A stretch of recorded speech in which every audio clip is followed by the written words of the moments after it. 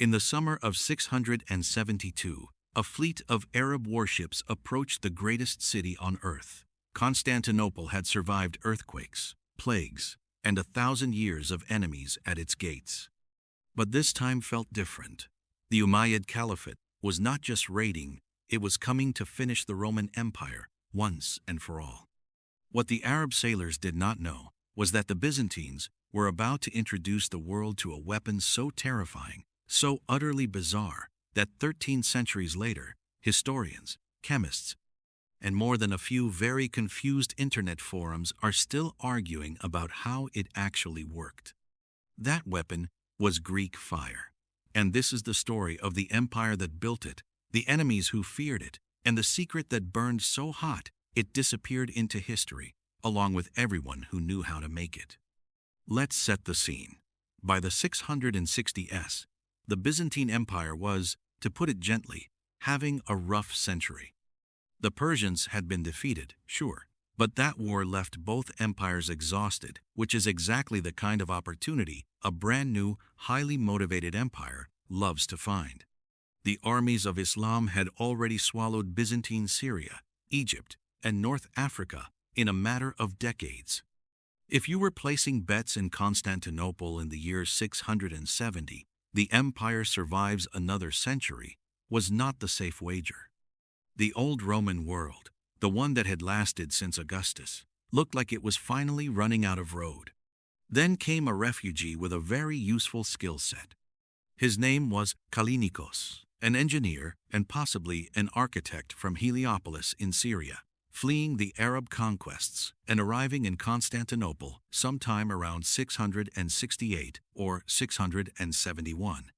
Depending on which medieval chronicler you trust, and medieval chroniclers, bless them, were not exactly fact-checkers. Almost nothing else is known about him.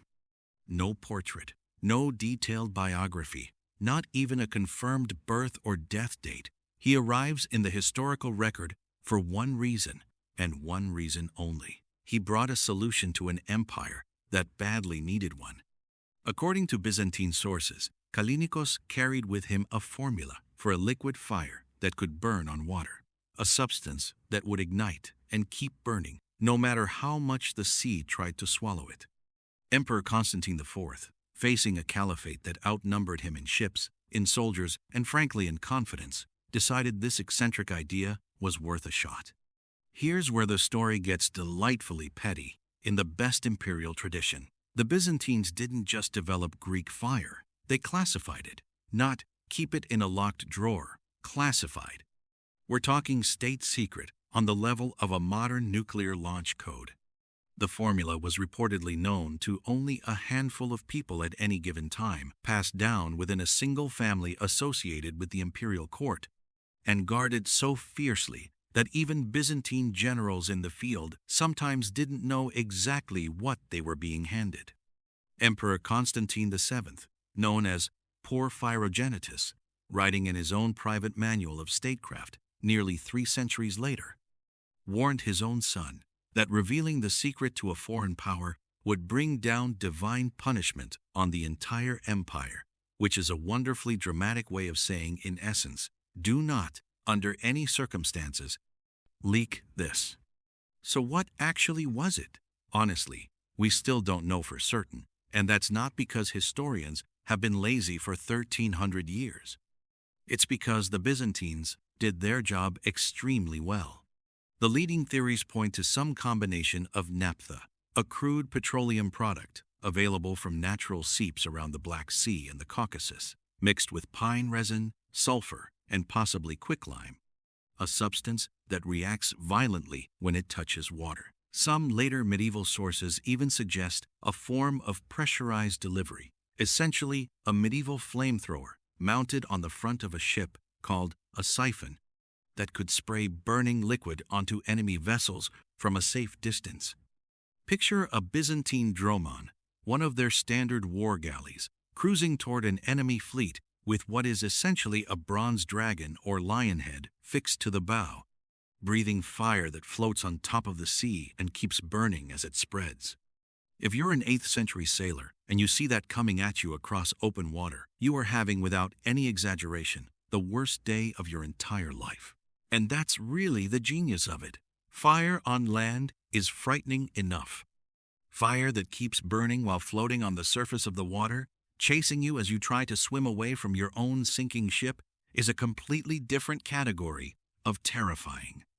Arab chroniclers described entire squadrons set ablaze and unable to extinguish the flames no matter how much water they poured on, because in some formulations, water didn't put the fire out at all.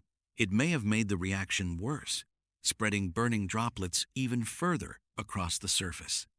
Byzantine writers, never known for their modesty, gleefully recorded enemy commanders retreating in what can only be described as tactical horror, their once confident fleets reduced to smoking wreckage bobbing in the Bosphorus. The siege of Constantinople from 674 to 678 was greekfire's breakout performance, its debut on the world stage. The Umayyad navy, expecting a fairly straightforward blockade of a weakened city, instead found themselves getting torched by ships that could apparently weaponize the ocean itself.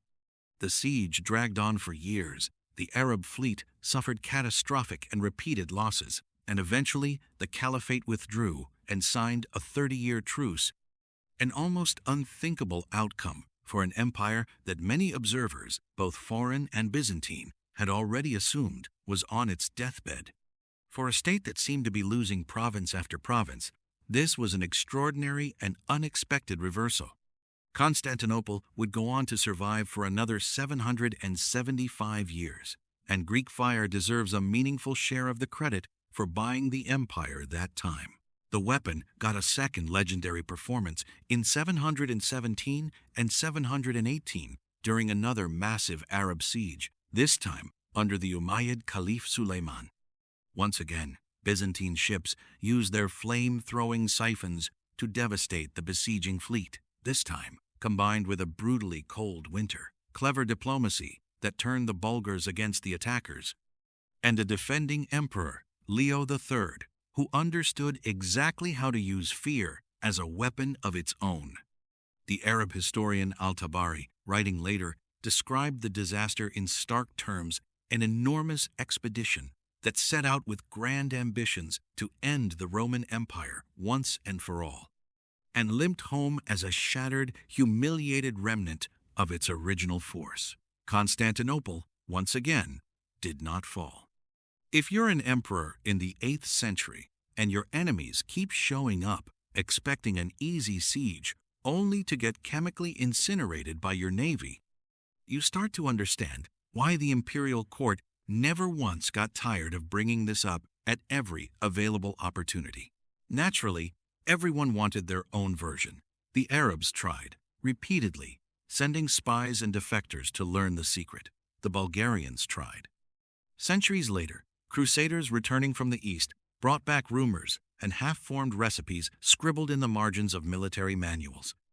Medieval European texts are full of formulas claiming to be genuine Greek fire, and pretty much all of them are wrong, because the actual Byzantine military manuals were maddeningly vague on purpose, describing effects and results while conveniently skipping over the one detail that actually mattered. Imagine trying to replicate a legendary dish based on a rival chef's cookbook, except the chef deliberately left out one crucial ingredient in every single recipe, just to keep the competition guessing forever. That is essentially the position European and Islamic engineers found themselves in for the better part of 500 years. There is something almost comedic about how well the secrecy actually worked. We have a weapon so effective, it helped save an empire not once, but twice, used prominently for centuries, described by dozens of eyewitnesses across multiple rival civilizations, and modern chemists still cannot agree on the exact formula. It is the medieval equivalent of a recipe becoming legendary without anyone ever actually publishing the ingredients. Historians have proposed calcium phosphide, which ignites spontaneously on contact with water, distilled petroleum products, and various resin-based mixtures thickened to cling to wooden hulls and human skin alike. Experimental archaeologists and chemists have built working replicas that produce genuinely impressive and frightening fireballs, useful for documentaries just like this one.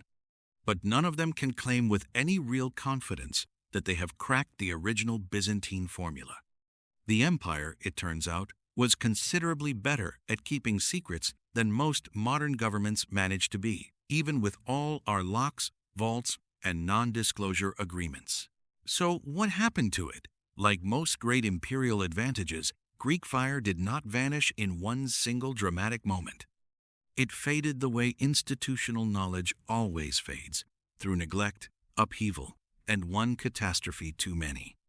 The sack of Constantinople by the Fourth Crusade in 1204 devastated Byzantine institutions, scattered its archives, and very likely broke the chain of transmission for a formula that had always depended on a small, closed circle of trusted specialists rather than any written manual anyone could simply pick up and follow.